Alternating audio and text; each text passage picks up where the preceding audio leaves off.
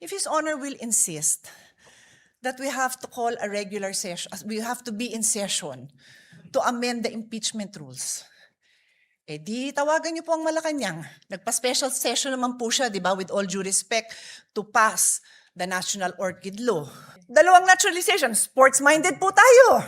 Love po natin yun. Nagkaroon ba ng laban between now and July para mag-special session tayo para doon? Di ko alam. But in any case, ito importante to, di ba? Eh di kung pa-i-insist nyo na yung impeachment amendment na yan kailangan gawin ng special session, eh mapapatawag tayo ng special session. Mukha namang very supportive naman ang Malacanang sa majority. Di ho ba? Pero I take the position that we are in impeachment court. We are already in impeachment court. Therefore, the amendments must happen here. Medyo common sense din naman po yan. I rest my case. Yun lang po. But as soon as the copies come, I will give it to you. Colleagues, look at it. Huwag tayong majority-minority botohan. Ayusin natin yung pagboboto natin dahil pinapanood tayo, pinapaniwalaan tayo, at umaasa sa atin ang taong bayan.